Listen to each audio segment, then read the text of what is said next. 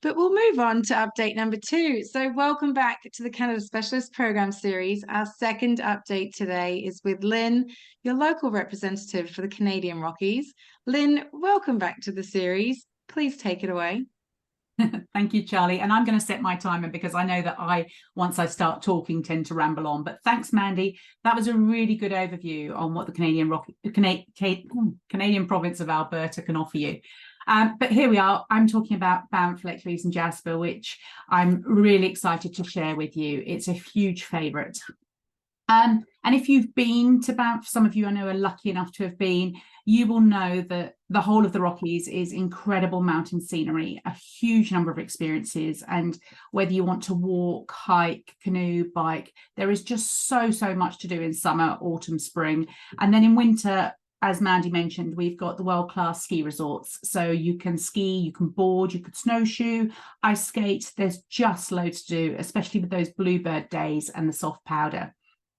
I have to say, a lot of people are put off saying you have to be mega active. And one of the things I would say to you is you don't. You can be as active as you want to be, but also you could just take a gondola up to the top of the mountain and just soak in those views. You can have a sleigh ride around a frozen lake. You could walk and then grab a hot chocolate. There is just so much to do and enjoy when you hit the Rockies.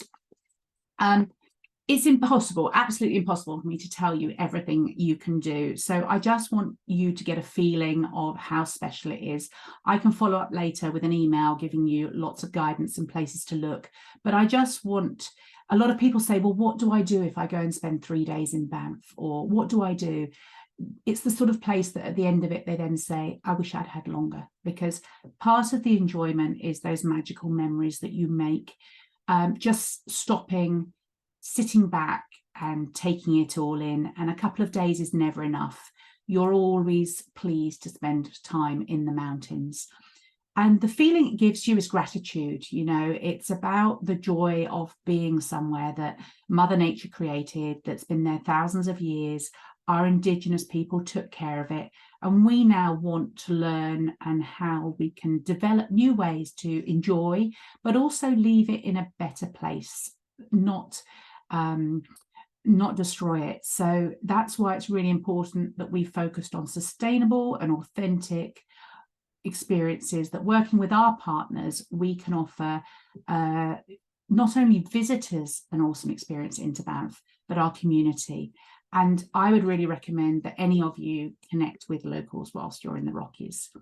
Our locals give you so much more experience and teach you about what the Rockies can offer you. Here's a quick video from one of them. I'm 88. I call it my piano years. And people say, why piano? Because there are 88 keys. Some black, some white, but they all work together for harmony. And I hope I've had some harmony in my life.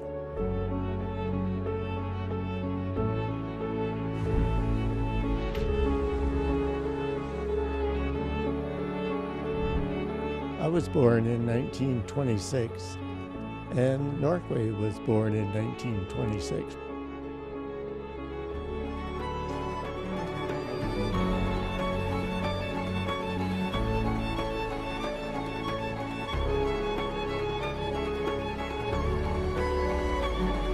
I've made choices, I think, that have been told to me by the mountains.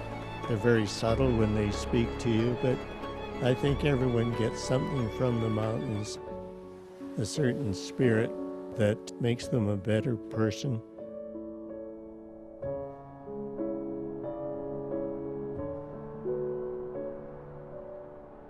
What do I hear? I guess maybe the most beautiful sound in the Canadian Rockies is just silence.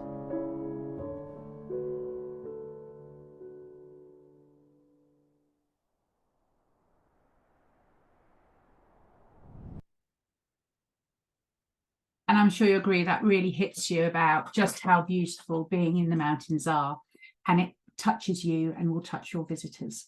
So as Mandy said, we are coming into Calgary, about an hour and a half along the highway. No one should be scared of driving. It's a really easy road. You drive towards the mountains and it just gets beautiful and more beautiful as you get there.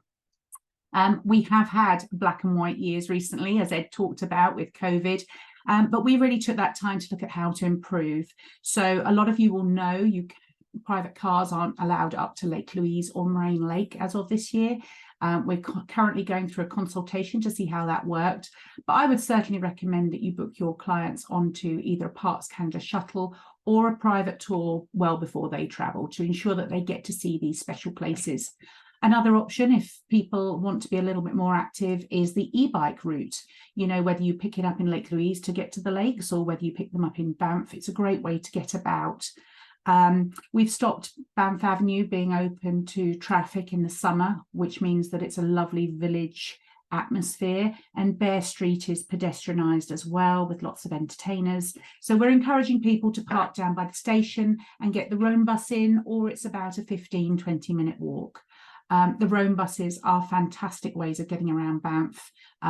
It's on an app where you can see exactly where the bus is and just come out of where you are eating or staying to collect the roam bus as it comes close. So there's lots of new initiatives to try and make sure that we are keeping our area as nice as possible. Loads of new restaurants have opened. COVID was really a time where they renewed, hotels were updated. We've actually got 2 new hotels opening next year, the Canoe and the Otter. They are at the far end of Banff Avenue, but again, they're both Banff Lodging Company properties. They'll be to a similar standard as the Moose, so you'll know how good that is. And then again, because they're Banff Lodging, you get the free roam pass that allows you to get about Banff on the buses. There is loads of information and I will send this out to you afterwards. But one thing I want to leave you with from Banff Lake Louise is our goal is to make all visitors feel like this little 8-year-old girl did when she visited Banff last year. She told our survey, "It makes my whole body feel tingly," which, I mean, who doesn't want to be that 8-year-old, hey? But leaving Banff and Lake Louise, you then drive up the Icefields Parkway, which is 232 kilometres of one of the best drives in the world, according to Condé Nast. You literally are passing mountain peaks. You're going past the glaciers and the skywalk, but I'm going to let Sarah tell you a bit more about that because it's stunning as you enter Jasper National Park. And Jasper National Park is the largest national park in the Rockies. You're going to pass waterfalls, glaciers, and emerald lakes, and an abundance of wildlife. I have to say that anyone going, especially in spring and autumn, where they are literally at the roadside, because there's still snow on the mountains, are bound to see. The moose may be a little bit trickier. They're a little shy creatures, but the elk and the bears are there. You're going to come into Jasper. Jasper is one of those beautiful places that when you're driving up the Icefields, you don't want to do it as a route of getting from A to B. You want to really stop and take time to visit all those places on the way and enjoy and spend the time. And you get to the largest dark sky preserve, which is Jasper. Once you get there, I'd really recommend you take the tramway. Anywhere in the Rockies, get up high. So whether that's the Banff Gondola or the Sky Tram, and then you can see the mountains and quite how majestic they are. Something that looks so large when you're standing at ground level can look really small when you're at the top of these mountains. And you're allowed to walk along the top of Whistler's Mountain and actually just take some time to enjoy the scenery. As Mandy mentioned, both Via Rail and Rocky Mountaineer goes via Jasper, which means that there's plenty of different transport options. You can go to Vancouver on the Rocky Mountaineer, but Via Rail does the whole cross Canada. So whether it's coming from Vancouver or whether it's going back to Edmonton and then across to Eastern Canada, both options are available. One of the things that I said earlier was connect with locals. This is a mountain playground, and in summer you've got long nights that go your light till 10:30, 11. So there's a lot of time to enjoy, but locals are going to show you where the best places are.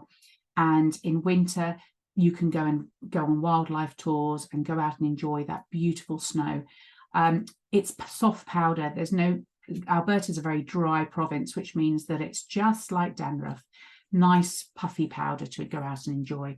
There is lots to do, and locals will make sure you get the very, very best of your trip. So Destination Canada Experience is the Jasper motorcycle tour. You can go and do Jasper food tours, and Sundog tours will take you down to Lyn Canyon. There is just so much. I'm touching on very little here. Lyn Canyon, brilliant in the summer, go out on the lake and go and explore, and in winter go for an ice tour along the bottom. So much to do. And for people wondering what to do in winter if you're not a skier, seriously, there is a plethora of activities, but if you want something very, very special, I would definitely recommend taking a helicopter bubble tour. You get on the ice fields up in a helicopter from Abraham Lake, land on a frozen lake and snowshoe up a peak, and then go and do the bubble tour where you can see the methane frozen bubbles in the lake afterwards. And of course, if you're really, really lucky, anytime from September through till May, you may get this wonderful natural show that is the Northern Lights. We are coming into a peak in the next 2 seasons, so the next 2 years are a highlight time to go and see them. They are quite magical. But thank you very much for listening to me. I hope I haven't bored you, and I will follow up with an email with lots of links. And if any of you have any questions, please put them in the chat. And I'm going to hand over to the lovely Sarah, who can tell you more. Yes, Sarah is up next. Thank you so much, Lyn. You couldn't bore us talking about the Canadian Rockies for hours. We would love it.